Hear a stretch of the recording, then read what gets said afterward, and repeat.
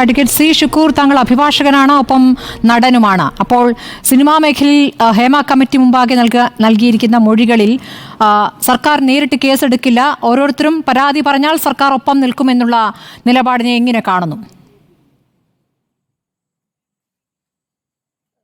സ്മൃതി, എനിക്ക് വളരെ സന്തോഷമുണ്ട്. റിപ്പോർട്ടർ ചാനൽ എടുക്കുന്ന സ്റ്റാൻഡ് വളരെ ക്ലിയറാണ്. ഈ 2017 ഒരു പ്രമുഖ നടി ആക്രമിക്കപ്പെട്ട മുതൽ ആ ഇരയോടൊപ്പം നിൽക്കുന്ന സ്റ്റാൻഡ് റിപ്പോർട്ടർ ചാനൽ എടുക്കുന്നതിൽ വലിയ നിങ്ങളോട് അഭിനന്ദിക്കുകയാണ്. ഇതിൽ വിഷയം നമ്മുടെ റിപ്പോർട്ടിനെ ഒരു ലൈംഗിക അതിക്രമ സംഗതി മാത്രമായി ചുരുക്കുന്നതിൽ എനിക്ക് വിയോജിപ്പുണ്ട്. വളരെ ഗഹനമായ സംഗതികൾ ആ റിപ്പോർട്ടിലുണ്ട്. ഏറ്റവും പ്രധാനപ്പെട്ടത് 2017 ശേഷവും അതിന് മുമ്പും എന്ന രീതിയിൽ നമ്മുടെ മലയാള ചലച്ചിത്ര വേദിയെ കണക്കാക്കേണ്ടതുണ്ട്. വളരെ പ്രധാനപ്പെട്ടത് ഏറ്റവും അടിസ്ഥാനപരമായി മനുഷ്യാവകാശങ്ങൾ ലംഘിക്കുന്ന രീതിയിലാണ് പലപ്പോഴും സെറ്റുകൾ കാര്യങ്ങൾ നടക്കുന്നതെന്ന് റിപ്പോർട്ടിൽ കൃത്യമായി പറയുന്നുണ്ട്. അത് സ്ത്രീ ആർട്ടിസ്റ്റുകളുണ്ട്, 30ഓളം കാറ്റഗറിയിലുണ്ട് സ്ത്രീകൾ. ആർട്ടിസ്റ്റുകൾ, അഭിനേതാക്കൾ മുതൽ തിരക്കഥ എഴുതുന്നവരെ സ്ത്രീകളുണ്ട്, അസിസ്റ്റൻറ്റ് ഡയറക്ടർമാരുണ്ട്, അസോസിയേറ്റ് ഡയറക്ടർമാരുണ്ട്, മേക്കപ്പ് മാൻമാരുണ്ട്. എല്ലാ രീതിയിൽപ്പെട്ട സ്ത്രീകൾ ഈ വലിയ ചൂഷണത്തിന് വിധേയമാകുന്നുണ്ട്. മാത്രവുമല്ല, അടിസ്ഥാനപരമായി യൂറിൻ പാസ് ചെയ്യാൻ സൗകര്യം പോലും ഇല്ല, അവർക്ക് ഡ്രസ്സ് മാറ്റാനുള്ള സൗകര്യമില്ല, നാപ്കിൻ കളയാനുള്ള സൗകര്യമില്ല. ഇങ്ങനെ മനുഷ്യാവകാശങ്ങളുടെ എല്ലാ ലംഘനവും നടക്കുന്നൊരു സ്ഥലമാണ് സിനിമ ചിത്രീകരിക്കുന്ന സൈറ്റ് എന്ന്, ലൊക്കേഷൻ എന്ന് കൃത്യമായി കമ്മീഷൻ റിപ്പോർട്ടിൽ പറയുന്നുണ്ട്. ഇവിടെ അതോടൊപ്പം തന്നെ കമ്മീഷൻ റിപ്പോർട്ട് വെക്കുന്ന നിർദ്ദേശങ്ങൾ വളരെ പ്രധാനപ്പെട്ടതാണ്. ഒന്ന്, ഇൻറ്റേർണൽ കംപ്ലയിൻറ്റ് കമ്മിറ്റി, ICC ഇതിൽ പരിഹാരമല്ല. കാരണം ഒരാൾ സിനിമയിലേക്ക് വരുന്നു എന്ന് പറയുന്നത് മുതൽ അയാൾ ആ സ്ത്രീ ചൂഷണത്തിന് വിധേയമാകുന്ന ഘട്ടം തുടങ്ങുന്നുണ്ട്. അതുകൊണ്ട് ഒരു എംപ്ലോയറും എംപ്ലോയി എന്ന കാറ്റഗറി വരുന്നതിനുപരി ചൂഷണത്തിന് വിധേയമാകുന്ന ഒരു സാഹചര്യം സിനിമയിലുണ്ട്. മറ്റ് മേഖലകളിൽ പോലെയല്ല ഇത് കൃത്യമായി കമ്മീഷൻ പറയുന്നുണ്ട്. അപ്പോൾ അതിന് പകരമായിട്ട് അവർ നിർദ്ദേശിക്കുന്ന നിർദ്ദേശമാണ് ട്രൈബ്യൂണൽ വേണമെന്നുള്ളത്. വളരെ പ്രധാനപ്പെട്ട ആ ആശയത്തെ നമ്മൾ ഉയർത്തിപ്പിടിക്കണം എന്നൊരു അപേക്ഷയുണ്ട്. ട്രൈബ്യൂണൽ, അതായത് ഒരാൾ നിങ്ങളൊരു സിനിമയിലേക്ക് എടുക്കാം, അതിന് നിങ്ങൾ എനിക്ക് വിധേയമായി നിൽക്കണം എന്ന് പറയുന്ന ഘട്ടം മുതൽ അയാൾ ചൂഷണത്തിന് വിധേയമാകുകയാണ്. എന്നാൽ എംപ്ലോയർ എന്ന കാറ്റഗറി വരുന്ന സമയത്ത് മാത്രമേ ICC ബാധകമാകൂ എന്നുള്ളതാണ് പ്രധാനപ്പെട്ട കാര്യം. അതുകൊണ്ട് ഈ ട്രൈബ്യൂണൽ എന്ന കാര്യം നമ്മൾ ചർച്ചയിൽ പ്രധാനപ്പെട്ട ഉയർത്തിപ്പിടിക്കേണ്ടതുണ്ട്. ട്രൈബ്യൂണൽ നടപ്പിലാക്കുന്ന കാര്യത്തിലേക്ക് സർക്കാരിലേക്ക് പ്രഷർ ചെലുത്താൻ വേണ്ടിയിട്ട് എല്ലാവരും തയ്യാറാകണം.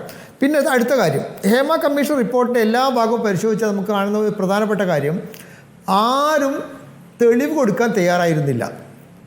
ഇവിടെ ഒരു കാര്യം, ജൂനിയർ ആർട്ടിസ്റ്റുകളെക്കുറിച്ച് വിശദമായി പറയുന്ന ഘട്ടത്തിൽ പറയുന്നത്, പല ഘട്ടങ്ങളിൽ ജൂനിയർ ആർട്ടിസ്റ്റുകളെ അവർ സപ്ലൈ ചെയ്യുന്ന ആൾക്കാരെ കോൺടാക്ട് ചെയ്യുമ്പോൾ അവർ അഡ്രസ്സ് കൊടുക്കും, നമ്പർ കൊടുത്തപ്പോൾ നമ്പറില്ല, വാട്സപ്പ് നമ്പറില്ല. അങ്ങനെ കുറേ പേരെ വാട്സപ്പ് നമ്പർ കണ്ടുപിടിച്ചൊരു ഗ്രൂപ്പ് ഉണ്ടാക്കി. ആ ഗ്രൂപ്പ് ഉണ്ടാക്കിയിട്ട് പോലും അവർക്ക് കമ്മ്യൂണിക്കേറ്റ് ചെയ്യാൻ പോകുമ്പോഴത്തേക്ക് അവരെല്ലാം ഗ്രൂപ്പിൽ നിന്ന് ലെഫ്റ്റായി പോവുകയാണ്.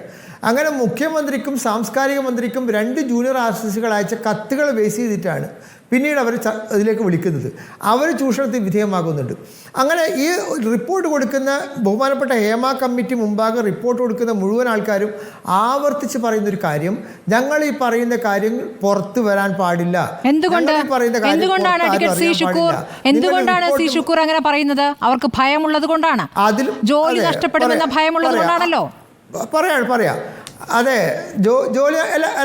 ജോലി നഷ്ടപ്പെടുത്തുന്ന ഭയം മാത്രമല്ല, അവരെയും അവരുടെ കുടുംബവും ആക്രമിക്കപ്പെടുന്നു. കമ്മിറ്റി തന്നെ പറയുന്നുണ്ട് അവരുടെ കുടുംബം ആക്രമിക്കപ്പെടാൻ സാധ്യതയുണ്ട്, ജീവഭയമുണ്ട്.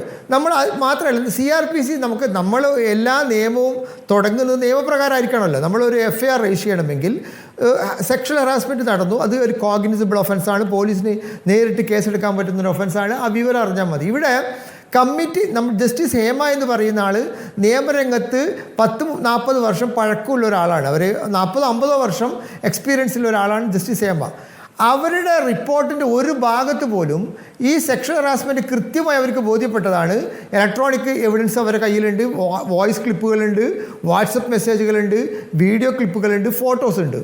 ഈ ഡോക്യുമെൻ്റ് മുഴുവൻ അവരുടെ കയ്യിലുണ്ടായിട്ടും അതൊരു കോഗ്നിസിബിൾ ഒഫൻസാണെന്ന് അറിഞ്ഞിട്ടും എന്തുകൊണ്ടാണ് ജസ്റ്റിസ് ഹേമ അത് DGPക്ക് കൈമാറാതിരുന്നത്?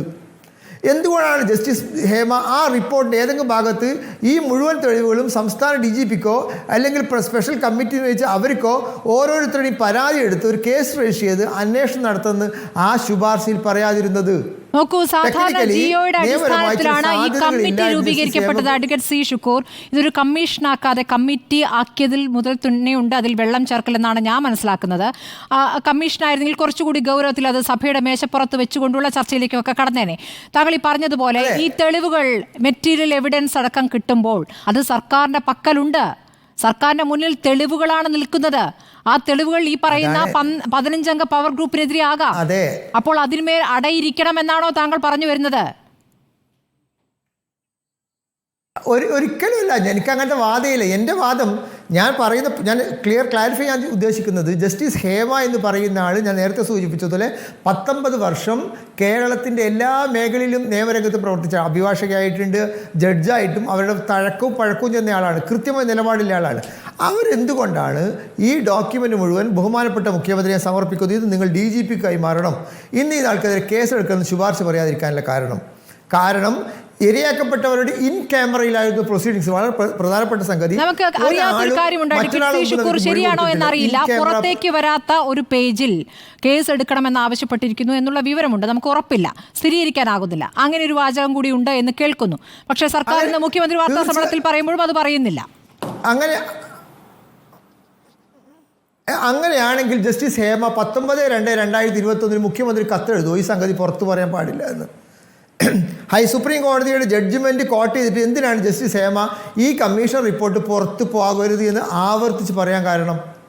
നോക്കൂ, അത് ഇരകൾക്ക് വേണ്ടിയാണ്, ഇത് മൊഴി കൊടുത്തവർക്ക് വേണ്ടിയാണ് ജസ്റ്റിസ് ഹേമ കമ്മിറ്റി നിന്നിട്ടുള്ളത് എന്നുള്ള കാര്യം അതിന്റെ മൊഴിയെടുപ്പ് മുതൽ നമുക്ക് വ്യക്തമാണ്. അഡ്വക്കേറ്റ് സി ഷുക്കൂർ, താങ്കൾ ഈ പറയുന്ന വാദഗതികൾ ആരെയാണ് സഹായിക്കുന്നത് എന്നുള്ളതാണ് ഏറ്റവും പ്രധാനം. അപ്പുറത്തെ വേട്ടക്കാരെ സഹായിക്കാനാകരുത് ആ വാചകങ്ങൾ. ഹേമ കമ്മിറ്റി അങ്ങനെ ഉദ്ദേശിച്ചില്ല.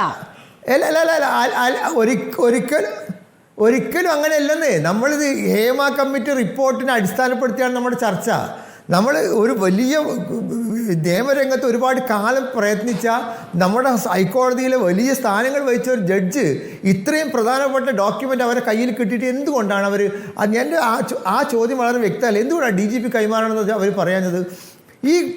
എന്നാൽ അവർക്ക് പറയായിരുന്നില്ലേ ബഹുമാനപ്പെട്ട മുഖ്യമന്ത്രിയോടോ ഗവൺമെൻറ്റിനോടോ, നിങ്ങൾ ഈ കാര്യങ്ങൾ കേസെടുക്കണമെന്ന് അവർ റിപ്പോർട്ടിലുണ്ടെങ്കിൽ അവരുടെ 19/2/2021 കൊടുത്ത കത്തിൽ ഇത് പുറത്ത് പറയാൻ പാടില്ല എന്ന് പറയുമോ?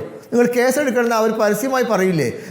ആ കമ്മിറ്റി റിപ്പോർട്ട് കൊടുത്ത ജസ്റ്റിസ് ഹേമ മുഖ്യമന്ത്രി അവർ പറഞ്ഞതിന് വിരുദ്ധമായ ഒരു കാര്യം ചെയ്താൽ അത് എതിര് പറയാൻ ധൈര്യമില്ലാത്ത ആൾ നമുക്ക് വിചാരിക്കാൻ കഴിയുമോ? അവർ പരസ്യമായി പറയില്ലേ ഞാൻ കേസെടുക്കണമെന്ന് ആവശ്യപ്പെട്ടിട്ട് മുഖ്യമന്ത്രി ചെയ്തില്ല എന്ന്? ഈ കാര്യത്തിൽ ഞാൻ സ്മൃതി പറയുന്നതിനോട് യോജിക്കുന്ന ഒരാൾ തന്നെയാണ്. പക്ഷേ സാങ്കേതികമായി ഒരാൾ പരാതി കൊടുക്കാതെ CRPC പ്രകാരം റിപ്പോർട്ട് പുറത്തു വിടണ്ട, ഹേമ കമ്മിറ്റി പറഞ്ഞു. പക്ഷേ ഇപ്പോൾ റിപ്പോർട്ട് പുറത്തുവിട്ടോ ഇല്ലയോ? പുറത്തുവിടേണ്ടി വന്നില്ലേ? എങ്ങനെയാണ്? അവിടെ ഹൈക്കോടതി ഉണ്ടായി, വിവരാവകാശ കമ്മീഷൻ ഉണ്ടായി, ഇതൊക്കെ അതിനുശേഷം വന്ന ഇടപെടലുകളാണ് ശ്രീ ഷുക്കൂർ. അപ്പോൾ ഇപ്പോൾ തന്നെ ഹൈക്കോടതിയിലേക്ക് ഒരാൾക്ക് സമീപിച്ചു കഴിഞ്ഞാൽ ഈ വേട്ടക്കാർക്കെതിരെ നടപടിയെടുക്കാൻ സർക്കാർ നിർബന്ധിതമാകുമെന്നൊരു യാഥാർത്ഥ്യം കൂടിയുണ്ട്. തീർച്ചയായും ആ ഘട്ടത്തിൽ സർക്കാർ ഇപ്പം തന്നെ കോടതി പറയുകയാണ്. ഇപ്പം നമ്മുടെ യൂത്ത് കോൺഗ്രസിന്റെ നേതാക്കൾ DGPക്ക് പരാതി കൊടുത്തിട്ടുണ്ട്.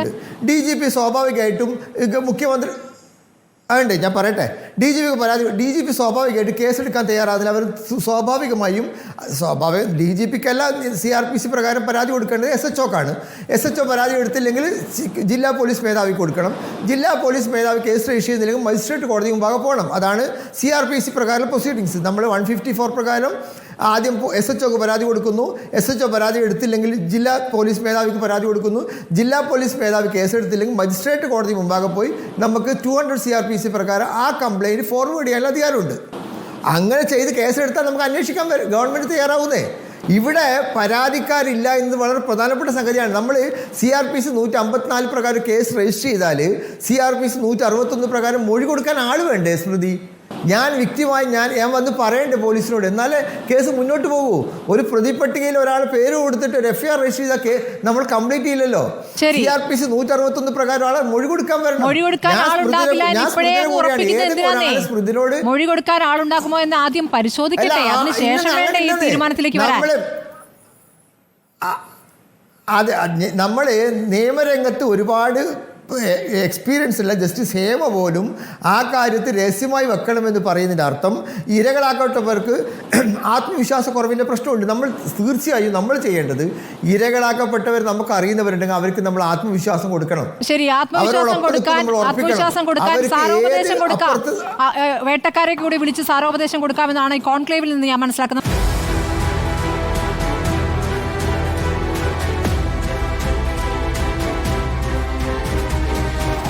ഡിബേറ്റ് വിത്ത് സ്മൃതി പരുത്തിക്കാട്.